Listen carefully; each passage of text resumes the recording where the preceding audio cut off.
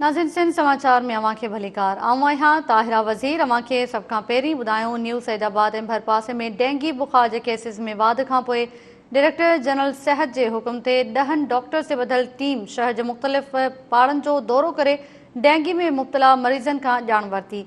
सिहत खाते पारां शहर में मच्छरमार स्प्रे बि करायो वियो। न्यू सैदाबाद में अवां खे ॿुधायूं पिया जिते न्यू सैदाबाद ऐं भरपासे में डेंगी बुखार जे केसिस में वाध थी आहे, जंहिंखां पोइ डीजी सिहत जे हुकुम ते 10 डॉक्टर से ॿधल टीम शहर जे मुख़्तलिफ़ पाड़नि जो दौरो कयो ऐं डेंगी में मुब्तला मरीज़नि खां ॼाण वरिती। वधीक तफ़सील मालूम कयूं था मोहम्मद दीन खान। जी मोहम्मद दीन, कहिड़ा तफ़सील आहिनि? जी न्यू सैदाबाद ऐं भरपासे जे ॻोठनि में डेंगे बुखार ख़तरनाक विबाई सूरत इख्तियार करे वरिती आहे। 3 ॾींहंनि अंदरि सिर्फ़ न्यू सैदाबाद शहर अंदरि तेलका अस्पताल न्यू सैदाबाद जी लेबोरेटरी मां थींदड़ टेस्टनि में 55 मरीज़नि जूं टेस्टूं डेंगे वायरस जूं पॉज़िटिव आयूं आहिनि। इन खां अलावा मुख़्तलिफ़ प्राइवेट लेबोरेटरियुनि मां थींदड़ टेस्टनि बैदि अंदाज़नि 150 खां मथे मरीज़ ज़ाहिर थिया आहिनि। अहिड़ी ख़तरनाक सूरतहाल बैदि डीजी हेल्थ हैदराबाद 10 डॉक्टरनि खां मथे जी टीम ते मुश्तमिल team deputy director health doctor Naveed Masood जी अॻुवाणी में मोकिली, जिन न्यू सैदाबाद शहर जे मुख़्तलिफ़ पाड़नि जे मरीज़नि सां मिली डेंगे वायरस थियण जा सबब मालूम कया ऐं उन खां बचाव बाबति आगाही ॾिनी। इन खां अलावा खेनि दवाऊं ॾियारियूं ॾिनियूं वयूं ऐं उन्हनि जे घरनि में पाड़े में मच्छरमार दवा जा स्प्रे कराया विया, जॾहिं त डॉक्टर नज़ीर अहमद मल्लाह खे मटियारी ज़िले में डेंगे वायरस जो फोकल पर्सन मुक़ररु कयो वियो आहे। जी महिरबानी अवां जी मोहम्मद दीन तफ़सील ॾियण लाइ।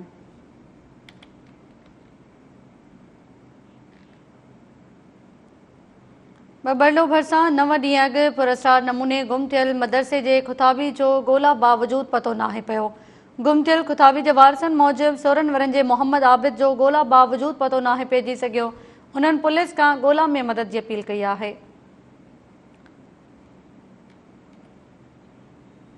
Time news reporter Haider Mastoi असां सां लाइन ते मौजूद आहे। जी हैदर मस्तोई, कहिड़ा तफ़सील आहिनि?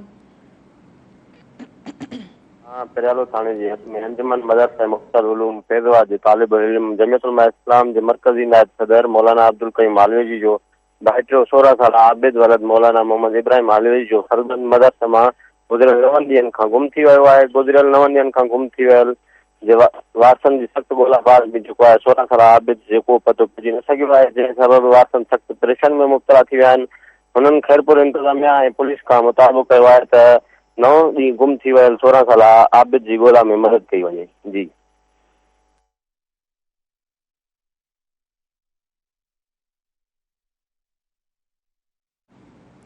महिरबानी अवां जी हैदर मस्तोई।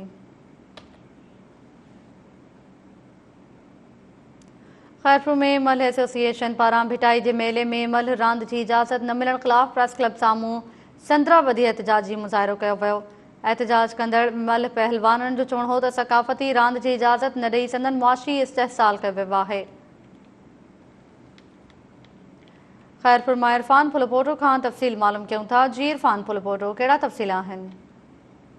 जी खैरपुर में मल एसोसिएशन जे पहलवाननि पारां भिटाई जे मेले में मल रांदि ख़त्म करण वारे अमल ख़िलाफ़ संदराबादी प्रेस क्लब खैरपुर पहुची एहतजाजी मुज़ाहिरो कयो वियो। मुज़ाहिरे जी अॻुवाणी मल एसोसिएशन जो सदर बारम अली मैथलो, अब्दुल कादिर मैथलो, मनसार बुक्ती, दीदार जमाली, हसनैन मर, साईं बख्श बुक्ती, नज़र मोहम्मद गाओ ऐं ॿिया करे रहिया हुआ। उन मौक़े ते मीडिया सां ॻाल्हाईंदे मल पहलवाननि चयो त मल सिंध जी क़ौमी ऐं सक़ाफ़ती रांदि आहे, उनखे ख़तमु करणु सिंध जी सक़ाफ़त खे ख़तमु करण जी साज़िश आहे। शाह अब्दुल लतीफ़ भिटाईअ जो मेलो मल पहलवाननि लाइ रिकॉर्ड लाइ वर्ल्ड कप वांगुरु हूंदो आहे, पर गुज़िरियल 2 सालनि खां मल खे ख़तमु करे सिंध जी सक़ाफ़त मथां ड्रोन हमिलो कयो वियो आहे ऐं मल रांदि खे ख़तमु करे पहलवाननि जो माशी क़तल करण जी कोशिशि पई वञे। हिननि चयो त पीपल्स पार्टीअ जी हुकूमत हिकु तरफ़ रोज़गार ॾियण जूं दावाऊं करे रही आहे त ॿिए तरफ़ सिंध जे क़ौमी रांदि मल खे ख़तमु कयो पियो वञे। मल पहलवाननि सिंध हुकूमत खां मुतालबो कयो त शाह अब्दुल लतीफ़ भिटाई जे मेले में मल जी इजाज़त ॾेई सिंध जे हिन क़ौमी रांदि खे तबाह थियण खां बचायो वञे। जी महिरबानी अवां जी। इरफान फुल फोटो तफ़सील ॾियण लाइ।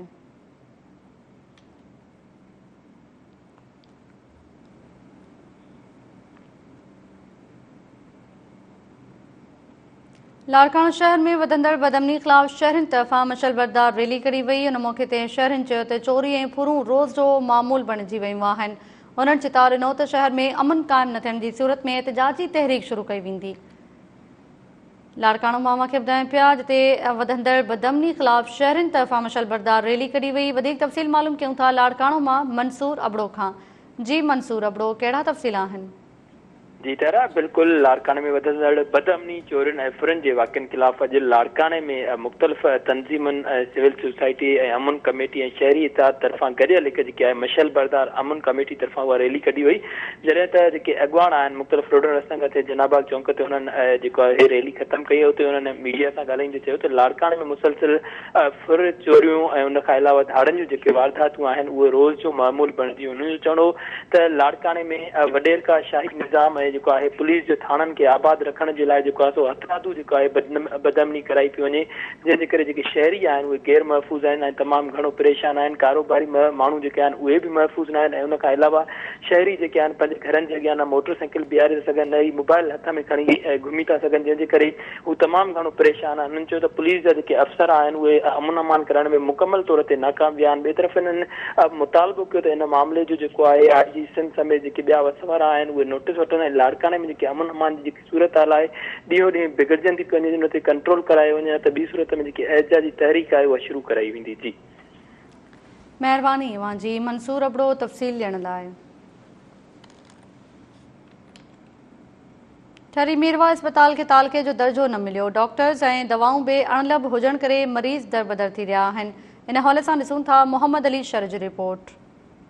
चूंडियल नुमाइंदनि जी बेध्यानी सबबि वॾी आबादी रखंदड़ ठरीमीरा तालके हेडक्वार्टर जी अस्पताल खे ऐलान बावजूदि तालका अस्पताल जो दर्जो अञा ताईं न मिली सघियो आहे। 1963 खां RHC अस्पताल हुअण सबबि अस्पताल में दवाउनि, स्टाफ ऐं माहिर डॉक्टरनि जी शदीद खोट आहे। तालके जे मुख़्तलिफ़ इलाइक़नि खां माण्हू ठरीमीरा अस्पताल इलाज लाइ अचनि था, पर हिते का सहूलियत न हुजण ऐं दवाउनि जी खोट सबबि मायूस थी वापसि हलिया वञनि था। उन सिलसिले में अस्पताल में आयल मरीज़नि शहरनि अस्पताल जे MS डॉक्टर वज़ीर फुल टाइम न्यूज़ सां ॻाल्हाईंदे ॿुधायो त या गुज़ारिश कंदुसि त असांजी जेका हॉस्पिटल आहे उनखे 2016 में तालके जे दर्जे जो नोटिफिकेशन निकितल आहे, पर हिन महिल ताईं उहो उनखे एसएनई ऐं उनजी बजट न ॾिनी वई आहे।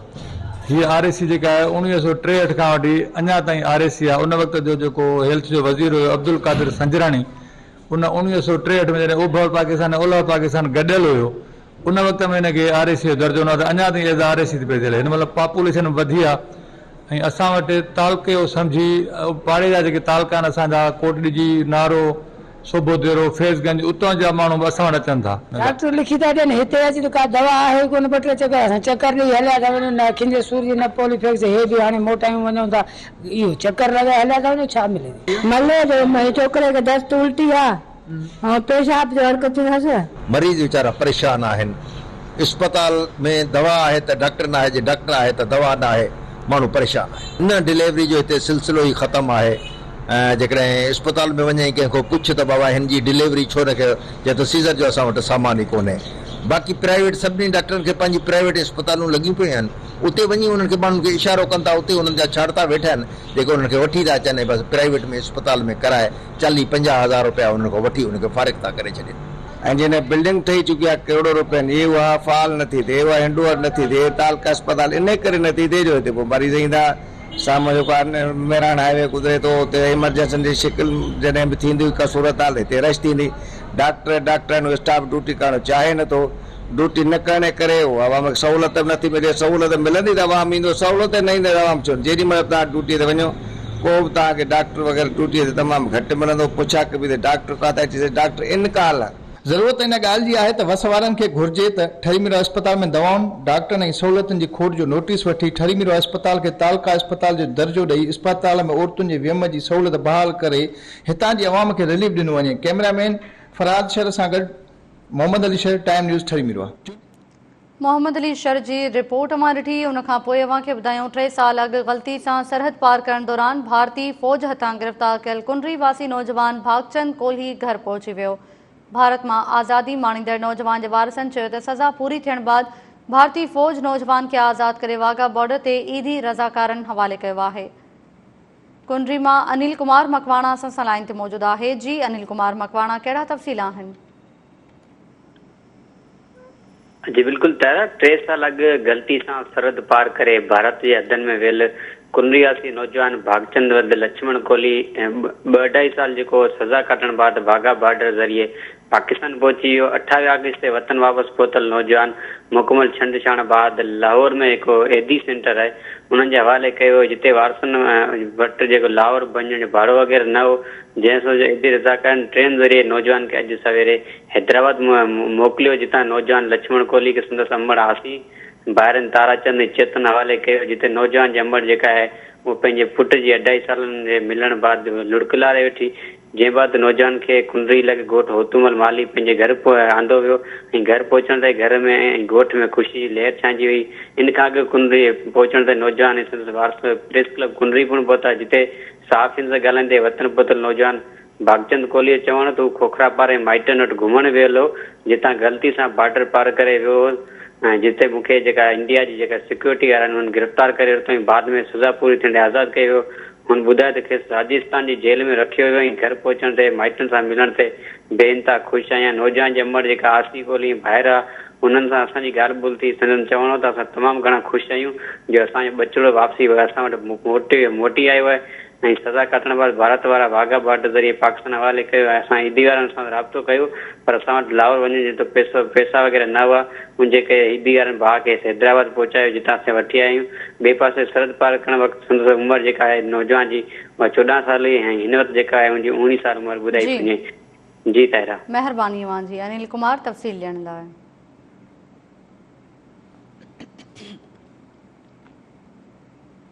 जोही में बिजली जी हथरादू लोड शेडिंग खिलाफ एहतजाज कंदड़नि सां सेप्को इंजीनियर दादू जूं ॻाल्हियूं नाकाम थियण बाद शहरनि गिड स्टेशन अॻियां धरणो जारी रखियो। मुज़ाहिरीन चयो त हथरादू लोड शेडिंग सबबि समूरो कारखानो मुतासिर थी रहियो आहे। केतिराई भेरा एहतजाज करण बावजूद सेप्को जे आला अमलदारनि को बि नोटिस न वरितो। मोहम्मद बख्श बबर खां तफ़सील मालूम कयूं था। जी मोहम्मद बख्श, कहिड़ा तफ़सील आहिनि? जी सेप्को जो ही जे ॾाढाइनि खिलाफ़ शहरियुनि वापारियुनि सियासी अॻवाननि जे धरणे खे 12 कलाक थी विया आहिनि। 12 कलाकनि खां शहरी लगातार गिद स्टेशन जे अॻियां शामियाना हणी धरणो हणी वेठल आहिनि। एहतजाज में जेको आहे सेप्को इंजीनियर दादू अब्दुल सत्तार चन्ना ऐं फोकल पर्सन शहर सां एहतजाज कंदड़ शहरियुनि सां ॻाल्हाइण लाइ आया, पर शहरियुनि इंजीनियर सेप्को खे चयो त तव्हां असां सां अॻे बि कूड़ा वाइदा करे विया आहियो ऐं अॼु बि असांखे लिखत में जेकॾहिं तव्हां जेको आहे को मुआइदो न कयो त असां एहतजाज ख़तमु न कंदासीं। एहतजाज कंदड़ शहरियुनि सेप्को इंजीनियर खे वापसि मोटाए छॾियो। उन बाद शहरियुनि हिते सिजलथे जी नमाज़ बि हिते ई अदा कई ऐं राति जी मानी खाधी। उन खां पोइ हींअर हंध बिस्तरा हिते घुराए हिते राति रहण जो जेको आहे उहे तयारियूं मुकमल कयूं आहिनि। एहतजाज कंदड़ शहरियुनि जो चवणु आहे त सेप्को जी नाजाइज़ी सबबि शहर में पीअण जो पाणी कोन्हे, शहर जो कारोबार तबाह थी वियो आहे, दर्जी हजाम दुकानदार फाका कशी में मुब्तला थी विया आहिनि। एहतजाज कंदड़ अॻवाननि चयो त बहराड़ी में त बिजली आहे कोन, 20 कलाक लोड शेडिंग आहे, शहर में 16 कलाक लोड शेडिंग आहे, जंहिं सबबि तालके जी सॼी आवाम जो जीअण जेको आहे ज़हर थी वियो आहे। हिननि चिताव ॾिनो त जेकॾहिं असांजा मुतालबा मंज़ूर न कया विया त हीअ एहतजाज जो दाइरो वधायो वेंदो। जी महिरबानी जी मोहम्मद बख्श तफ़सील ॾियण लाइ। हैदराबाद में इंतज़ामिया पारां पके किले भरिसां कार्रवाई करे 5 दुकान राहे पट करे छॾिया। इंतज़ामिया मूजिबि पके किले भरिसां क़ाइम गैर क़ानूनी दुकाननि खे ॾाथो वियो आहे, जॾहिं त शहर में क़ाइम समूरनि गैर क़ानूनी अदावतनि ऐं हद दख़लनि खे ॾाथो वेंदो। हैदराबाद में इंतज़ामिया पारां पके किले भरिसां कार्रवाई करे 5 दुकान राहे पट करे छॾिया। तफ़सील मालूम कयूं था फैज़ खोसो खां। जी फैज़ खोसो, कहिड़ा तफ़सील आहिनि? राब्तो मुनक़िद थियो आहे, कोशिश कंदासीं राब्तो बहाल थिए, वधीक तफ़सील बि अवां ताईं पहुचायूं। हैदराबाद में इंतज़ामिया पारां पके किले भरिसां कार्रवाई करे 5 दुकान राहे पट कया विया। इंतज़ामिया मूजिबि पके किले भरिसां क़ाइम गैर क़ानूनी दुकाननि खे ॾाथो वियो आहे ऐं शहर में क़ाइम समूरनि गैर क़ानूनी अदावतुनि ऐं हद दख़लनि खे ॾाथो वेंदो। फैज़ खोसो सां हिकु भेरो ॿीहर राब्तो बहाल थियो आहे। जी फैज़, कहिड़ा तफ़सील आहिनि? जी ताहिरा, हैदराबाद जी शहरी इंतजामिया पके किले जे इलाइक़े में कार्रवाई करे 4 दुकान ड्राहे पट करे छॾिया आहिनि। ये दुकान इंक्रोचमेंट ॼाणाया विया आहिनि। इहा कार्रवाई असिस्टेंट कमिश्नर सिटी मुताहिर हुसैन वटू ऐं सिटी मुख़्तियारकार अबूबकर सदायो जी अॻुवाणी में कई वई। उन सां गॾु एंटी इंक्रोचमेंट जो अमलो बि शामिल हो। दुकानदारनि दुकान ॾाहण वारे मामले ते मज़ाहिमत कई, पर उते मौजूद पुलिस उन्हनि खे रोके वरितो। सिटी मुख़्तियारकार अबूबकर सदायो इन हवाले सां ॿुधायो आहे त इहा कार्रवाई इन करे कई वई आहे जो स्टेशन रोड ते क़ाइम इहे दुकान गैर क़ानूनी दावतूं हुयूं, जॾहिं त इन्हनि दुकाननि जे करे पके किले जी जेका सूह हुई उहा बि मुतासिर थी रही हुई। उन करे इहे जेके दुकान आहिनि ॾाहे पट कया विया आहिनि। दुकानदारनि खे नोटिस जारी कया विया हुआ। ॿिए तरफ़ दुकानदारनि जो चवणु आहे त गैर क़ानूनी अदावतूं ॼाणाए संदनि दुकाननि खे ॾाहे खेनि बेरोज़गार कयो वियो आहे। ताहिरा, महिरबानी अवां जी। फैज़ खोसो तफ़सील ॾियण लाइ।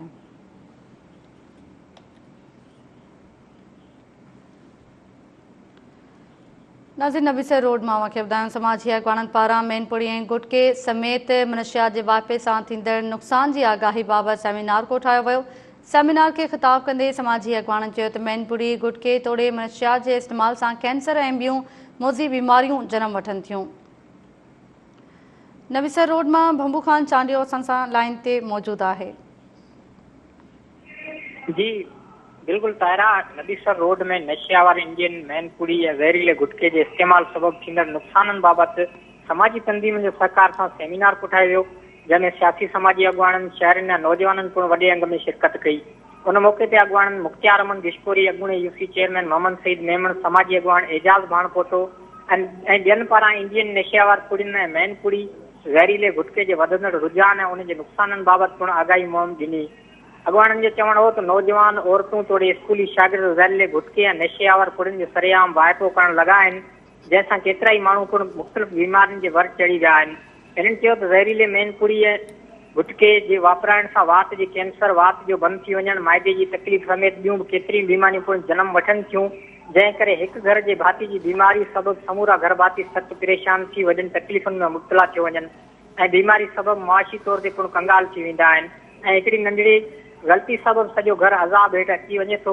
इन्हनि चयो त मैनपुरी ऐं ज़हरीले गुटके नशेआवर इंडियन पुड़ियुनि जी रोकथाम लाइ असां सभिनी खे अॻिते अचणु खपे ऐं हिन क़िस्म जा सेमिनार करे मंशियात जहिड़े मोज़ी मर्ज़ खां बचाव बाबति ॻोठनि, शहरनि ऐं स्टाफनि ते नौजवाननि ते आगाही ॾियणु खपे त जीअं हिन समाज दुश्मन मैनपुरी ऐं गुटके खां पंहिंजे इलाइक़े खे पाक करे सघिजे।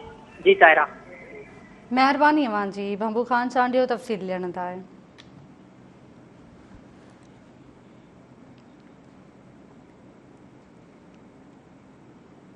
हिंगोजा में वधंदड़ बदमनी ख़िलाफ़ थाणे ते शहरनि पारां एहतजाजी मुज़ाहिरो कयो वियो।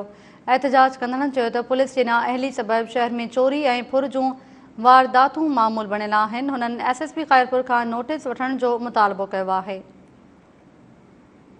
हिंगोजा मां time news reporter Abdul Jabbar Chang असां सां लाइन ते मौजूदु आहे। जी अब्दुल जब्बार चांग, कहिड़ा तफ़सील आहिनि? जी ताहिरा, खे ॿुधाईंदो हलां त हिंगोरजा में वधंदड़ बदमनी जे ख़िलाफ़ शहरनि जो हिंगोरजा थाणे जे आॾो दोस्त मोहम्मद सातो जी अॻुवाणी में एहतजाजी मुज़ाहिरो करे धरणो हयो वियो। एहतजाज कंदड़नि टाइम न्यूज़ सां ॻाल्हाईंदे चयो त हिंगोरजा थाणे जी हद मां गुज़िरियल राति फौरन ॾेपार जा लिंक रोड तां हथियारनि जे ज़ोर ते छा मुराद बुर्दी खां मोटरसाइकिल फुर करे फरार थी विया, जॾहिं त चोरनि फुरनि धाड़ुनि जूं वारदातूं उरूज ते पहुची वियूं आहिनि, पर पुलिस ॾोहनि ते कंट्रोल करणु तोड़े ॾोहारियुनि खे गिरफ़्तार करण में बिल्कुलु नाकाम थी चुकी आहे। हिननि SSP ख़ैरपुर ऐं ॿियनि वसवरनि खां मुतालबो कयो त हिंगोरजा शहर में फौरी तौर ते ॾोहनि में कंट्रोल आणे ॾोहारियुनि खे पिणु गिरफ़्तार कयो वञे। ॿी सूरत में हिननि चयो त असीं सख़्त एहतजाजी तहरीक हलाईंदासीं। जी ठीकु आहे, महिरबानी अवां जी। अब्दुल जब्बार चांग तफ़सील ॾियण लाइ।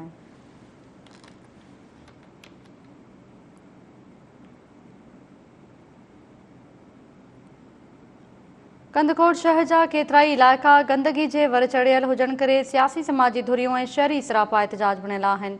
इन हवाले सां ॾिसूं था इमरान खोसो जी रिपोर्ट।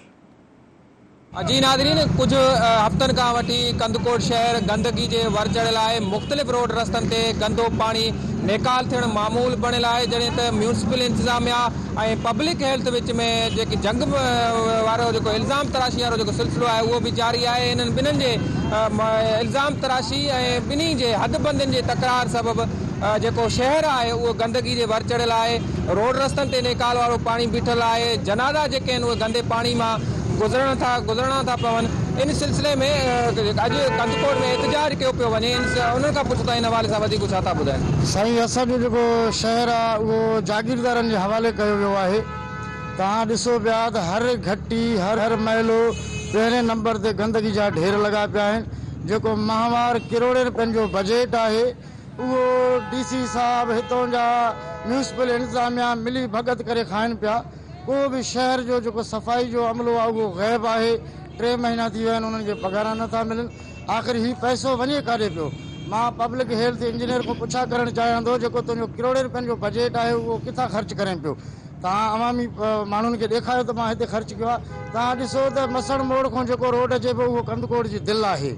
उन ते हेॾो पाणी बीठो आहे। जेका जनाज़ा आहिनि उहे माना जेको आहे थिड़बी किरी पवनि था। जेके स्कूल जूं नियाणियूं आहिनि उहे जेको उन्हनि जा रक्षा फांसी पवनि था उहे वीचारियूं पाणी में किरनि पिया। ही इंसानियत नाहे, इंसानियत जे नाले ते दाग आहे। असां आला अमलदारनि खां इहा अपील कयूं था त फौरी तौर ते कैलाश कुमार खे जेको आहे उहिदे खां हटाए उन ते करप्शन जो केस दाख़िल कयो वञे। कैलाश कुमार हमेशह करप्ट रहियो आहे। ही ख़ासि वॾेरनि जो रखियल माना ईअं असांजो माण्हू आहे। ॾिसो तव्हां शहर जो हालत, उहो कहिड़ो घिटी कहिड़ो गली न आहे जो गंद ऐं ढेर ऐं पाणी जा नाला फाटा पिया न आहिनि। असीं अॼु खां न पर 6 महीननि खां वठी मुसलसल लगातार मुज़ाहिरो कंदा अचूं था। असीं DC साहब खे बि पंहिंजो लाइव मंज़र बि ॾेखारियूं था, WhatsApp ते बि पंहिंजा मोकिलियूं था। हींअर बि तव्हां इलेक्ट्रिक मीडिया प्रिंट मीडिया जे थ्रू असां ॾेखारियूं था त असां सां वॾो वेदन आहे, असांजे शहर सां वॾो ज़ुल्म आहे। साईं कैलाश कुमार जेकी शइ चवंदो न कंदो आहे। अची करे सोरावाड़ गोलीमार में आयो, विज़िट करियो। मस्जिद आहे, मस्जिद जे अॻो नंढा ॿार अचनि था वञनि था। गंदो पाणी बीठो पाण अची करे विज़िट करे चए तव्हांखे मां कमु कराए ॾींदुमि। उहो बि न डेली माना चएसि हा अॼु सुबुह मां तव्हां सां मुलाक़ात कंदुमि। वरी हे पाणी मसण जे अॻो या रोड ते पाणी बीठो आहे। उहो पाणी तव्हां पाण ॾिसो था, हर बार तंग थिए थो। लेडीस आहे, मर्द आहे ऐं गवर्नमेंट जा इदारा काफ़ी अचनि था वञनि था। कंहिंखे एतिरो ख़्यालु नथो पए त इहे छो कैलाश कुमार ऐं टाउन वारनि खे पघार नथियूं मिलनि। कंहिं बि टाउन वारे खे फ़ोन कयूं था बाबा असां छा करे सघूं था, असांजे वस में न आहे। सर एहतजाज असांजो अॼु सिंध तरक़ी पसंद पार्टी तालुके कंदकोट जी तरफ़ां आहे। असांजो कैलाश कुमार जे ख़िलाफ़ु अॼु एहतजाज आहे। को बि रस्तो कोन्हे, को डिग्री कॉलेज हुजे या मिर्ज़ापुर महलो हुजे, साकी मोड़ हुजे, गोलीमार हुजे, उहो रस्तो को बि हलण जे लाइ कोन्हे। को बीमार कंहिंखे बड़ी बीमारी शहर में दाख़िल थिए थो, उहो अॻ में त उते किरी तिरकी पवे थो। पाणी बि निकाल नथा थियनि। जेके नालियूं ठाता विया आहिनि उहे नाला निकाल त पाणी नथा करनि, पर उल्टो रोड ते पाणी थो अचे। MPA आबिद खान जो जेको वाट आहे उन वाट में एॾी गंदगी आहे त शहर जे कंहिं वाट में न आहे गंदगी। पुनल जेको अथसि PA उहो परी साइड ते कमु कराए थो, जाॾे आबादी आहे ओॾे कमु नथो थिए। ख़ासि करे असांजे वार्ड नंबर में तूं इलेक्शन वठी कामयाबु थियो आहे, तूं पंहिंजे वार्ड खे सिंगार न असांजे वार्ड खे उहो पोइते करे छॾियो अथऊं। कंदकोट में STB पारां एहतजाजी मुज़ाहिरो कयो आहे। मुतालबो कयो आहे त कंदकोट शहर में सफ़ाई सुथराई जो निज़ाम बहितर कयो वञे। ॿी सूरत में एहतजाजी तहरीक जो जेको सिलसिलो आहे उहो जारी रहंदो। Imran Ali Khoso, time news, Kandkot. इमरान खोसो जी रिपोर्ट मां ॾिठी नाज़रीन। उन खां पोइ अव्हांखे ॿुधायूं घोटकी वासी हिंदू वापारी दाहींदे चयो त बास जवाबदार पुलिस मार्फत 50 लख रुपया तलब करे खेसि हिरासां करे रहिया आहिनि। हुन पुलिस जे आला इख्तियारनि खां नोटिस वठी तहफ़ुज़ फ़राहम करण जो मुतालबो कयो आहे। वधीक तफ़सील मालूम कयूं था घोटकी मां माजिद अली संघड़ खां। जी माजिद संघड़, कहिड़ा तफ़सील आहिनि?